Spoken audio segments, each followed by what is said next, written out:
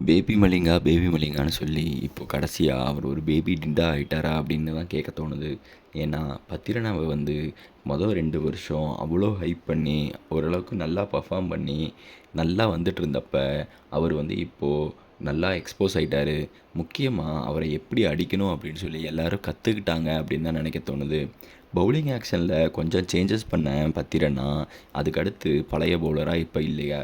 முன்னாடியெல்லாம் வந்து நல்லா கன்சிஸ்டண்ட்டாக போட்டுட்டு இருந்தவர் இப்போ ஓவருக்கு நான் 2 வைடு போடுறாரு. 4 ஓவர் ஸ்பெல்லுனா கண்டிப்பாக ஒரு 5 வைடாக இல்லாமல் இருக்கிறது இல்லை. பேபி மலிங்கா பேபி மலிங்கான்னு சொல்லி இப்போது அசோக் டிண்டா மாதிரி அவ்வளோ ரன் கொடுக்குறாரு. பவுலிங் தான் மோசம் அப்படின்னு பார்த்தா ஃபீல்டிங்லேயும் அதோட மோசம். அங்கே ஸ்ரீலங்கன் பிளேயர்ஸ் பறந்து பறந்து கேட்ச் பிடிச்சிட்டு இருக்காங்க. இவர் கைக்குள்ளேயே விழுந்த கேட்சையுமே நேற்று விட்டார். சவுத் ஆஃப்ரிக்கன் T20 லீக்லலாம் 3 மேட்ச்சில் இவரை பார்த்துட்டு உட்கார வச்சிட்டாங்க. இங்கே சிஎஸ்கே வேறு வழி இல்லாமல் இவரை கன்சிஸ்டண்ட்டாக ஆடிட்டு இருக்காங்க. பார்ப்போம்.